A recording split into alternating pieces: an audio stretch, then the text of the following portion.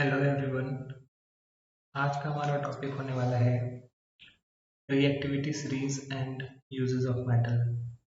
इसके पहले मैंने अपने टॉपिक में बताया था chemical property of non metal and metal और उसमें डिफरेंस भी बताया था। आज उसके आगे मैं लेके आया हूँ reactivity series and uses of metal. ये हमारा मेटल एंड नॉन मेटल का चैप्टर चल रहा है जिसमें रिएक्टिविटी सीरीज बहुत ही इंपॉर्टेंट टॉपिक है। तो चलिए स्टार्ट करते हैं आज का टॉपिक।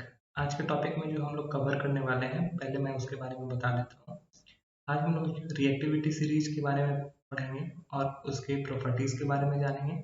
साथ ही हम लोग यूजेस ऑफ मेटल के बारे में सीखेंगे, डिफरेंट डिफरेंट मेटल का कहाँ कहाँ यूज किया जा सकता है इसके बारे में हम लोग जानेंगे। तो फर्स्ट ऑफ ऑल मेरा क्वेश्चन ये होता है कि रिएक्टिविटी सीरीज क्या है। ओके, तो रिएक्टिविटी सीरीज मेटल के बिहाफ पे दिया गया था।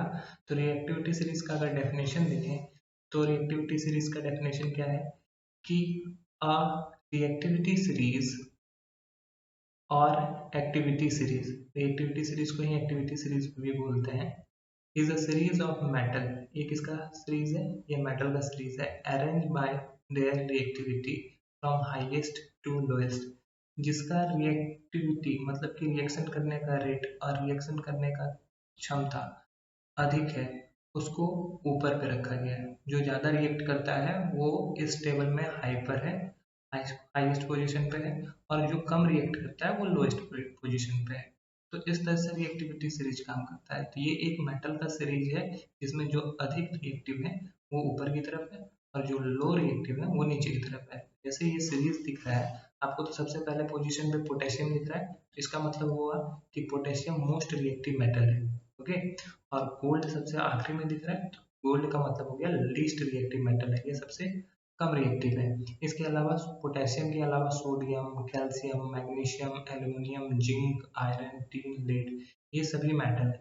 इसके अलावा यहाँ पे देखो एक बीच में हाइड्रोजन भी है। इस सीरीज में हाइड्रोजन को भी स्थान दिया गया है। क्यों? क्योंकि हाइड्रोजन भी अपना एक इलेक्ट्रॉन डोनेट कर सकते हैं। जिस तरह से मेटल अपना इलेक्ट्रॉन डोनेट कर देते हैं और प्लस आयन बनाते हैं, उसी तरह हाइड्रोजन भी अपना इलेक्ट्रॉन डोनेट करके प्लस आयन बनाते हैं। इसी वजह से हाइड्रोजन को भी इस सीरीज में रखा गया है और हाइड्रोजन से जो कम रिएक्टिव मेटल है वो इस सीरीज में नीचे पे रखे गए हैं।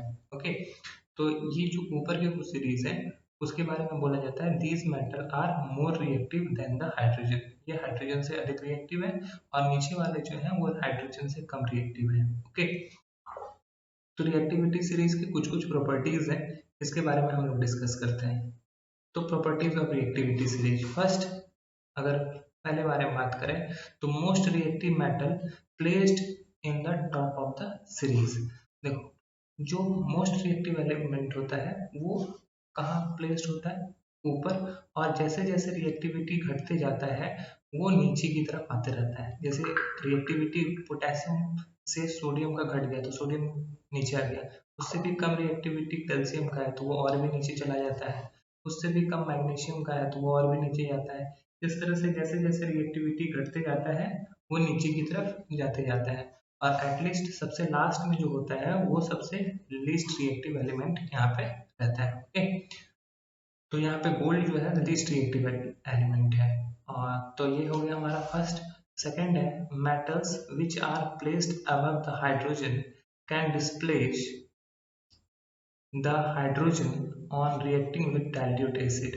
अगर हाइड्रोजन के ऊपर जितने भी एलिमेंट हैं अगर उनको एसिड से रिएक्शन कराया जाए तो इन सभी को किसी को भी अगर डाइल्यूट एसिड से रिएक्शन कराया जाएगा तो रिएक्शन करने के बाद हाइड्रोजन को क्या करेंगे? डिस्प्लेस कर देंगे, हाइड्रोजन गैस निकालेंगे।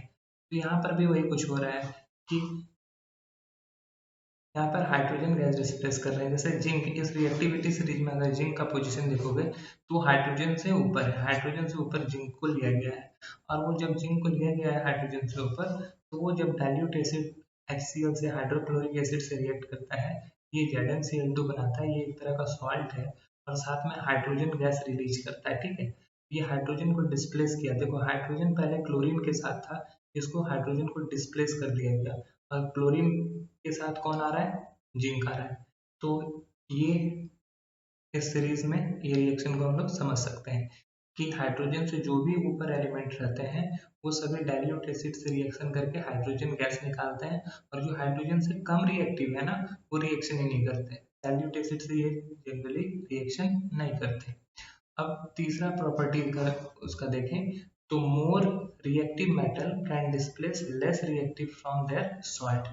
जो ज्यादा रिएक्टिव एलिमेंट है वो अपने से लेस रिएक्टिव के सॉल्ट से अगर रिएक्ट कर लेगा तो उस मेटल को डिस्प्लेस कर सकता है। जैसे देखो कॉपर सल्फेट, ठीक है, और आयरन, तो देखोगे अगर रिएक्टिविटी सीरीज में तो कॉपर कहाँ पे है और आयरन कहाँ पे है, तो कॉपर है इस पोजीशन पे जो हाइड्रोजन के नीचे है, और आयरन जो है वो जिंक के पास है, ठीक।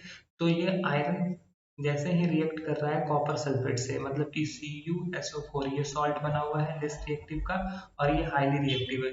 ये हाईली रिएक्टिव जैसे ही यहाँ पे आएगा ना, ये कॉपर को डिस्प्लेस करके सल्फेट आयन के साथ खुद चला जाएगा। तो यहाँ देखो साथ में क्या बन रहा है प्रोडक्ट में, FeSO4 प्लस Cu। तो FeSO4 इसलिए बन गया क्योंकि Fe ने कॉपर को क्या किया, डिस्प्लेस कर दिया, तो कॉपर हटके यहाँ पर Fe आ गया और कॉपर यहाँ पे साइड हो गया, डिस्प्लेस हो गया। तो जो भी ज्यादा रिएक्टिव मेटल होते हैं ना वो अपने से लेस रिएक्टिव मेटल को क्या कर रहे हैं, डिस्प्लेस कर देते हैं। तो ये हमारा रिएक्टिविटी सीरीज का कुछ प्रॉपर्टीज था। अब हम लोग स्टार्ट करते हैं यूजेस ऑफ मेटल के बारे में। तो मेटल के बहुत सारे प्रॉपर्टीज होते हैं। Taking the advantage of strength, ठीक है, स्ट्रेंथ इसका इतना ज्यादा है, हार्डनेस है, रिजिडिटी है, ये सब मेटल का प्रॉपर्टीज है, जिसकी वजह से इसमें हार्डनेस होता है, स्ट्रेंथ होता है, और इसी वजह से इसका यूज बहुत जगह पर किया जाता है। मेटल का यूज काफी जगह पर किया जाता है। तो सबसे पहला यूज हम लोग पढ़ेंगे आयरन के बारे में, ओके। तो आयरन को एक्चुअली क्या होता है कि ये जो इंडस्ट्री, मदर ऑफ इंडस्ट्री बोला जाता है आयरन को, इसलिए बोला जाता है क्योंकि जितने भी हमारे इंडस्ट्री है ना वो आयरन से, आयरन की वजह से ही टिके हुए हैं। जितने भी फैक्ट्री वगैरह, जितने भी कारखाने वगैरह बनते हैं वो सभी में आयरन का इस्तेमाल जरूर किया जाता है। तो ये हमारा जो टेक्नोलॉजी इस्तेमाल हो रहा है, जो हमारा अर्बनाइजेशन हो रहा है, तो उसमें इस आयरन का बहुत इंपॉर्टेंट रोल है, क्योंकि ये कंस्ट्रक्शन में भी हेल्प करता है, और भी चीज़ों में, ब्रिज बनाने में हेल्प करता है, रेलवे ट्रैक बनाने में हेल्प करता है। तो आयरन पर हमारी लाइफ बहुत ज़्यादा डिपेंडेंट है। तो अगर उसके छोटे कुछ यूजेस को देखें तो पहला यूज है, it is manufacturing in steel. Steel आज हम लोग के डेली लाइफ का बहुत इंपॉर्टेंट हिस्सा है। जैसे कि आप रेलवे लाइन देखते हो वो भी स्टील का बना होता है, बहुत सारे घर में यूटेंसिल्स वगैरह जो होते हैं वो भी स्टील के होते हैं। तो वो स्टील का जो मैन्युफैक्चर किया जाता है वो आयरन के थ्रू ही किया जाता है।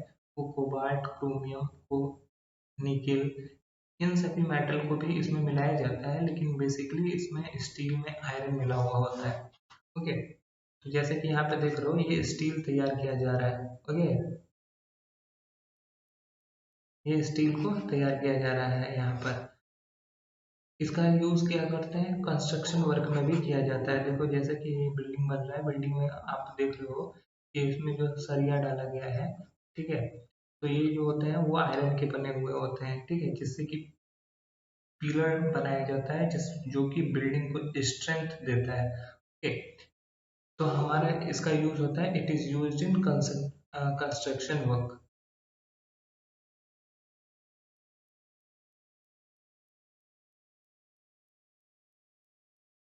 इसके अलावा अगर हम बोलें it is used in making permanent magnet and electromagnet, तो ये भी हमारा सही है क्योंकि इसका यूज परमानेंट मैग्नेट की तरह किया जाता है। तो ये हमारे कुछ आयरन के यूजेस हैं और उससे रिलेटेड कुछ इमेजेस हैं। अब हम बात करेंगे कॉपर के बारे में। तो अगर हम बात करें कॉपर की, तो कॉपर भी एक इम्पॉर्टेंट मेटल है। पहला यूज अगर देखें, it is used in making the electrical gadget. Electrical सामान बनाने में खास करके इसका इस्तेमाल किया जाता है। मदरबोर्ड वगैरह में जो वायरिंग किया जाता है वो सब कॉपर का ही होता है। इलेक्ट्रिकल वायर बनाने में और यूटेंसिल्स बनाने में भी कॉपर का यूज किया जाता है। देखो कॉपर इलेक्ट्रिसिटी का अच्छा कंडक्टर है, ठीक है, तो हम लोग बोल सकते हैं copper is a good conductor of heat and electricity. Copper is good conductor of electricity, ये बहुत अच्छा कंडक्टर होता है। इसी की वजह से इलेक्ट्रिकल गैजेट में या फिर इलेक्ट्रिक वायर में इसका इस्तेमाल होता है। आप अपने घर में भी वायरिंग देखे होंगे, इलेक्ट्रिक वायर देखे होंगे, तो वहाँ पर क्या होता है, वो या तो एल्युमिनियम का बना होता है या तो कॉपर का बना होता है। तो कॉपर अच्छे से करंट को फ्लो कर सकता है, इसमें रेजिस्टेंस थोड़ा कम होता है, तो ये थोड़ा अच्छा वायर के रूप में यूज होता है। इसके अलावा कॉपर के बहुत सारे यूटेंसिल्स भी आपने देखे होंगे। कॉपर का वैसे बेसिकली यूज अलॉय बनाने में भी किया जाता है। अलॉय एक होमोजेनियस मिक्सचर होता है दो या दो मेटल का, या दो मेटल और नॉन मेटल का ये मिक्सचर होता है। तो कि यहाँ पर कॉपर का एलॉय बनाने में भी यूज किया जाता है। इसके बाद बात करते हैं जिंक की। तो जिंक भी हम लोग के डेली लाइफ में अभी यूज होने लगा है। It is use for galvanisation. मैंने इसका यूज एक ही लिखा है क्योंकि इम्पोर्टेंट जिंक वहीं पर यूज होता है। जब आयरन से कोई भी चीज बना होता है तो उसमें क्या होता है, रस्ट लगना शुरू हो जाता है। रस्टिंग की वजह से वो आयरन खराब होना शुरू हो जाता है। उसको रस्ट से बचाने के लिए उस पर जिंक का एक लेयर बनाया जाता है, जिस प्रोसेस को गैल्वेनाइजेशन कहते हैं। जैसे ये मतलब ये क्या है, ये आयरन का बना हुआ होगा, ठीक है, ये आयरन के बने हुए होंगे, और वो आयरन के बने होंगे तो वो जल्दी खराब ना हो, इसको रस्टिंग से बचाने के लिए क्या किया गया, इस पे जिंक का लेयर चढ़ा दिया गया, जिसकी वजह से इस प्रोसेस को बोला जाता है गैल्वेनाइजेशन, और ये आयरन की रस्टिंग को रोक देता है। इसकी वजह से इसका लाइफ जो होता है वो काफी हद तक बड़ा हो जाता है। तो जैसे ही आप देख सकते हो कि गैल्वेनाइज्ड मेटल को बहुत जगह पे यूज किया जाता है, खास करके इलेक्ट्रिकल पोल वगैरह बनाने में भी गैल्वेनाइजेशन किया जाता है, ताकि वो जल्दी खराब ना हो, बरसात वगैरह की वजह से वो जल्दी खराब ना हो जाए, इसके लिए गैल्वेनाइजेशन किया जाता है। तो जिंक का यूज है। अब बात करेंगे यूजेस ऑफ गोल्ड की। गोल्ड हम लोग के लाइफ का बहुत इंपॉर्टेंट हिस्सा है।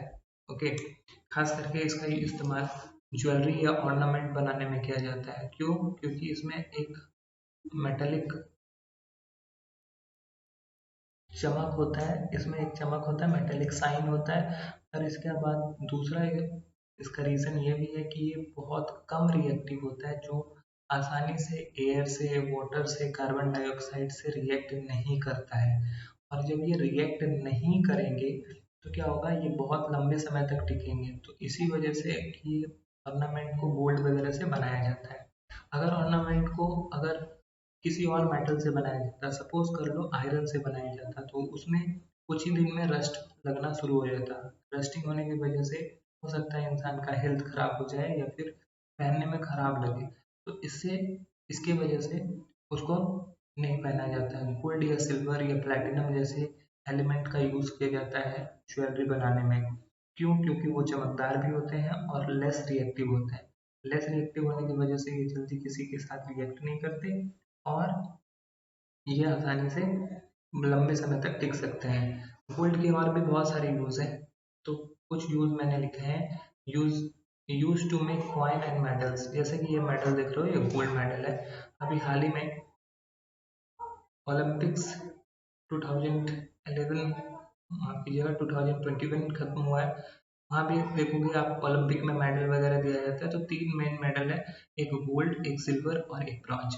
तो गोल्ड क्या है, सुपीरियर गोल्ड, जो फर्स्ट पोजीशन पे आता है उनको गोल्ड दिया जाता है। तो वो गोल्ड क्या है, बहुत प्योर होता है और थोड़ा क्वालिटी होता है इसमें, और ये थोड़ा महंगा होता है, ठीक है। तो ये इसका यूज किया जाता है मेडल बनाने में भी, कॉइन्स बनाने में भी। इसके अलावा use for standard of currency और ट्रेडिंग के लिए भी गोल्ड का इस्तेमाल किया जाता है। तो ये कुछ इंपॉर्टेंट यूजेस हैं गोल्ड के। अब हम बात करते हैं एक और मेटल, प्लेटिनम की। तो प्लेटिनम भी हम लोग का लिए इम्पोर्टेंट है। इम्पोर्टेंट इसलिए है क्योंकि प्लेटिनम का भी डेली लाइफ में हम लोग के इस्तेमाल होता है। तो पहला यूजेस है, use to make surgical instrument and chemical equipment. देखो, केमिकल इक्विपमेंट अगर लेबोरेटरी में जाओगे तो प्लेटिनम वायर का यूज करना पड़ता है, या फिर आप सर्जरी अगर किया जाता है किसी का, तो उसमें जो इंस्ट्रूमेंट यूज किया जाता है, कैंची वगैरह, सीजर वगैरह, वो प्लेटिनम के बने होते हैं। प्लेटिनम की बनने का रीज़न यही है कि उसमें रस्टिंग नहीं होता है। रस्टिंग नहीं होने की वजह से अगर जब उसको किसी भी बॉडी पर इस्तेमाल किया जाता है तो वो हल्का नॉन रिएक्टिव होने की वजह से, नॉन रिएक्टिव नहीं होता, बहुत लेस रिएक्टिव होता है। लेस रिएक्टिव होने की वजह से वो हम लोग की बॉडी पर कोई हार्म नहीं करता। अगर रस्ट लगा हुआ किसी ब्लेड से या सीजर से किसी का ऑपरेशन किया जाए तो हो सकता है उसके बॉडी को हार्म कर जाए। इसी वजह से प्लेटिनम का इस्तेमाल सीजर वगैरह बनाने में किया जाता है, खास करके जो सर्जिकल इंस्ट्रूमेंट होते हैं उसको बनाने में यूज़ किया जाता है। इसके अलावा इसका यूज़ एलॉय बनाने में भी किया जाता है। तो दूसरा यूज़ है प्लेटिनम का, alloy of silver and platinum are used for making electrical parts. बहुत जगह पर इलेक्ट्रिकल पार्ट बनाने में भी प्लेटिनम के एलॉय का यूज़ किया जाता है। उस प्लेटिनम में सिल्वर मिलाया जाता है। सिल्वर भी बहुत एक अच्छा कंडक्टर है हीट एंड इलेक्ट्रिसिटी का, जिसकी वजह से ये बहुत सारे इलेक्ट्रिकल इक्विपमेंट बनाने में इसका इस्तेमाल किया जाता है। ओके, इसके अलावा प्लेटिनम का यूज़ ज्वेलरी बनाने में भी किया जाता है, use to make fine jewellery. बहुत सारे रिंग वगैरह प्लेटिनम के बनाए होते हैं, तो प्लेटिनम का ज्वेलरी के रूप में भी इस्तेमाल किया जाता है। तो प्लेटिनम के ये खास यूज़ है। अब हम लोग बात करेंगे सिल्वर के बारे में। तो सिल्वर का भी इस्तेमाल बहुत जगह पर किया जाता है। तो पहला यूज इन ज्वेलरी, ज्वेलरी बनाने में भी सिल्वर का इस्तेमाल किया जाता है। खास करके गोल्ड के साथ इसको इस्तेमाल किया जाता है क्योंकि ये सॉफ्ट होता है और सॉफ्ट होने की वजह से इसका ज्वेलरी बनाने में यूज़ किया जाता है। ये बहुत लंबे समय तक तो नहीं, ऐसा नहीं है कि बहुत लंबे समय तक बिना रिएक्ट किया जा सकते हैं, हाँ, लेकिन ये लेस रिएक्टिव जरूर होते हैं। ये 6 महीना 1 साल तक आराम से बिना रिएक्ट किए रह सकते हैं, यानी कि उसमें चमक रहेगा। उसके बाद धीरे धीरे इसमें चमक कम होने लगता है, इस पे काला कलर का परत बैठने लगता है। वो सल्फाइड से रिएक्शन करके वो अपने ऊपर काला परत बना लेता है, ठीक है, जो सिल्वर सल्फाइड का होता है। जब उसको फिर से साफ किया जाता है तो वो फिर से चमक जाता है, क्योंकि उसका जो काला लेयर बनता है ना वो हट जाता है। दूसरा इसका यूज अगर देख सकते हैं तो use to make coin and metals, metal बनाने में, कॉइन बनाने में सिल्वर का काफी हद तक यूज किया जाता है। Okay, use in electroplating, electroplating किसको बोलते हैं, जब आप एक मेटल पर दूसरे मेटल का अगर लेयर चढ़ाते हैं इलेक्ट्रिक की मदद से तो उसको इलेक्ट्रोप्लेटिंग बोलते हैं। तो जैसे स्पून वगैरह देखा होगा आपने, वो इलेक्ट्रिकल प्लेटिंग के द्वारा उस पर सिल्वर का वाटर को चढ़ा दिया जाता है, या ऐसा बोल सकते हो सिल्वर का लेयर चढ़ाया जाता है। तो इलेक्ट्रोप्लेटिंग में भी यूज़ किया जाता है। और बहुत बार तो इसका यूज़ किया जाता है वायर बनाने में, या फिर बहुत सारे यूटेंसिल्स बनाने में भी इसका इस्तेमाल किया जाता है। जैसे कि मैंने इमेज में दिखाया है, ये देखो पहला इमेज जो है वो सिल्वर वायर का है। तो सिल्वर से वायर भी बन सकता है। 200 ग्राम अगर सिल्वर रहेगा हमारे पास तो उससे 200 मीटर जितना वायर बनाया जा सकता है।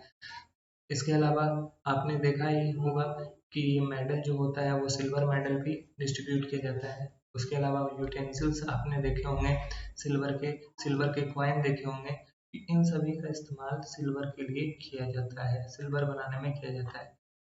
तो आज के टॉपिक में हमारा इतना ही है, जो कि यूजेस ऑफ मेटल तक था। तो आई होप कि आपको पसंद आया होगा ये वीडियो। नेक्स्ट वीडियो में हम लोग यूजेस ऑफ नॉन मेटल करने वाले हैं। तो आज के वीडियो में इतना ही, दैट्स ऑल, थैंक यू।